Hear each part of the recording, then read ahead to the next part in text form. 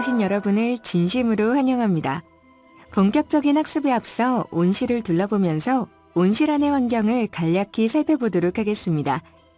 그럼 함께 온실 안으로 들어가 볼까요? 방향키를 사용하면 이동이 가능합니다. 화살표를 클릭하여 스마트팜 온실 안으로 들어가세요.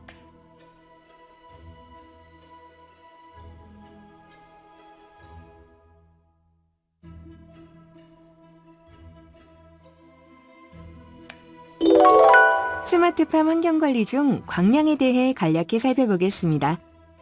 강한 태양광으로 인해 온실의 온도가 상승하면 작물의 잎의 온도도 같이 상승하게 되는데요. 이때 잎에서 수분이 많이 빠져나가게 됩니다.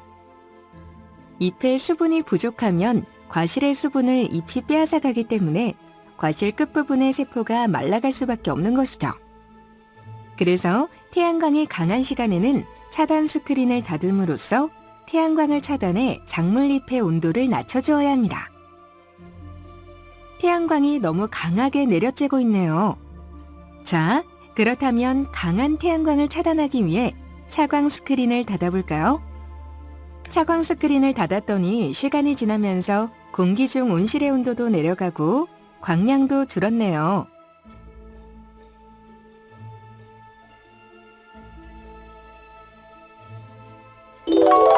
스마트팜 환경관리 중 습도에 대해 간략히 살펴보겠습니다. 화살표가 있는 곳까지 이동해 보세요.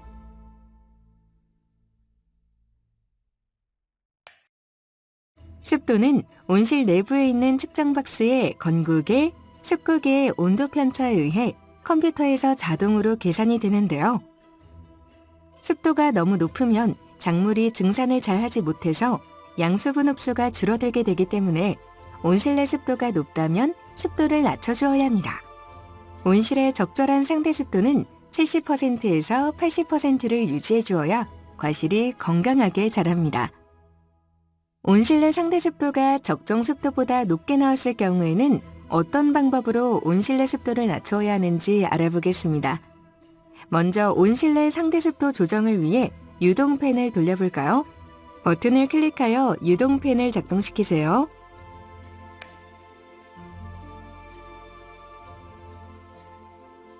유동팬을 돌렸는데도 상대 습도가 아직 높게 나타나네요. 이번에는 환기창을 열어서 상대 습도를 낮춰보도록 하겠습니다. 환기창을 열기 위해 화살표가 있는 곳까지 이동해 보세요.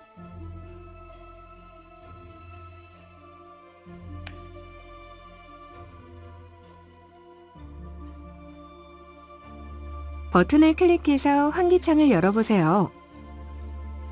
네, 잘하셨습니다. 유동팬과 환기창을 작동시켜서 높았던 상대 습도를 적정 습도로 조절해 봤습니다.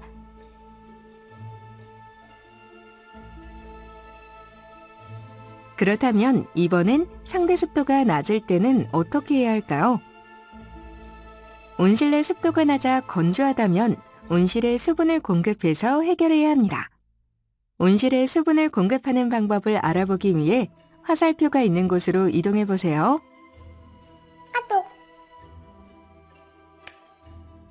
최근에는 포그라고 미스트 분무 시스템을 온실에 설치해서 낮에 온실 내의 공기 중의 습도를 증가시키고 온도를 낮춤으로써 작물의 생육을 촉진시키고 있는데요. 건조한 온실에 수분을 공급하기 위해 포그를 분무해 볼까요? 버튼을 클릭하여 포그를 분무하세요.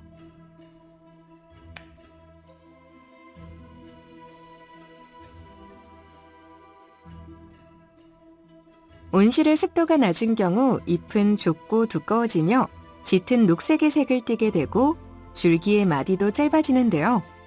상대 습도가 70에서 80%가 되면 식물이 건강하게 잘 자랄 뿐만 아니라 내부 온도를 5도 정도 낮출 수 있습니다. 지금까지 광량에 대해서 간단히 알아보았는데요. 자세한 내용은 본학습에서 확인하시기 바랍니다. 스마트팜 환경관리 중 함수율에 대해 간략히 살펴보겠습니다. 화살표가 있는 곳까지 이동해 보세요.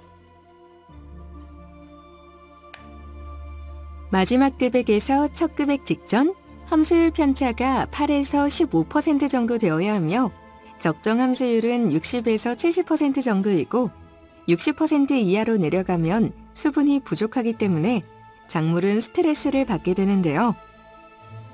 현재 스마트팜에서는 저울을 이용해 배지의 함수율을 측정하지만 여기서는 이해를 돕기 위해 라굴 배지에서 사용하는 그로 센서라는 함수율 측정기를 이용해 알아보도록 하겠습니다. 배지에 부착된 함수율 측정기를 이용해 현재 함수율이 얼마인지 버튼을 클릭해서 확인해 볼까요?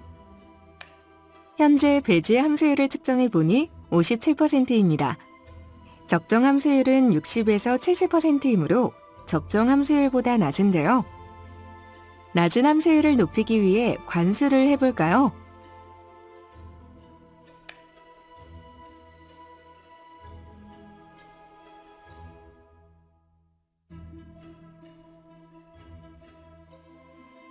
작물에 수분이 부족할 경우 단기적으로는 어린 잎들의 색깔이 짙어지게 되고 장기적으로는 잎이 작아지고 두꺼워지며 마디가 짧아질 뿐만 아니라 과실의 크기도 작아지게 됩니다. 반대로 배지 함수율이 높을수록 식물 체내의 수분 흡수가 용이하게 되어 과실의 팽합이 높아져 과피가 파열되므로 지역, 작물의 생육 상태, 온실의 구조 등에 따라 수분 흡수율이 다르므로 환경에 따라 함수율이 부족하지 않도록 충분한 물을 공급해 주어야 합니다.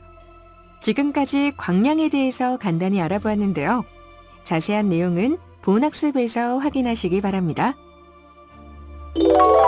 스마트팜 환경관리 중 칼슘 부족에 대해 간략히 살펴보겠습니다.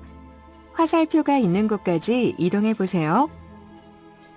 칼슘은 주로 뿌리 끝에서 흡수하여 줄기, 잎, 과실로 이동을 하는데요.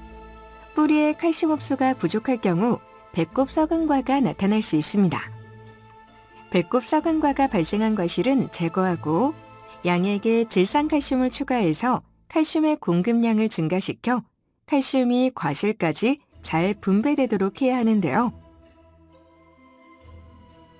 질산칼슘은 탱크 A에 100배 농축해서 조제하는데 질산칼슘 비료의 양은 약 1000리터당 100에서 140kg이며 사용량 기준을 보면 질산염은 16mol/L를, 칼슘은 6mol/L의 농도를 토마토에 공급하기 위함입니다. 자, 그러면 칼슘 공급을 위해 탱크 A에 질산칼슘을 넣어볼까요?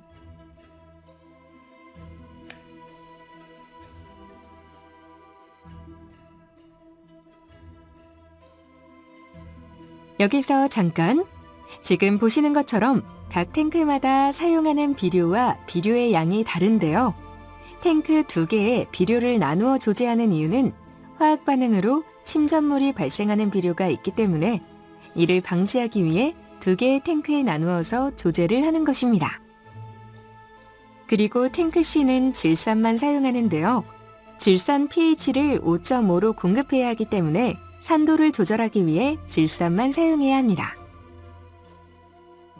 탱크별로 양액을 조제할 때는 반드시 사용하는 원수, 즉 물을 분석하여 양액 처방을 받아야 하며 원수의 EC가 0.7 이상이 되면 사용하지 않아야 합니다.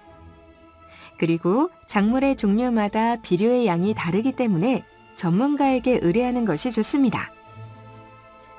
지금까지 스마트팜의 온실 환경을 감시 살펴보았는데요. 본 과정의 학습을 통해 스마트팜을 알아가는 시간이 되시길 바랍니다.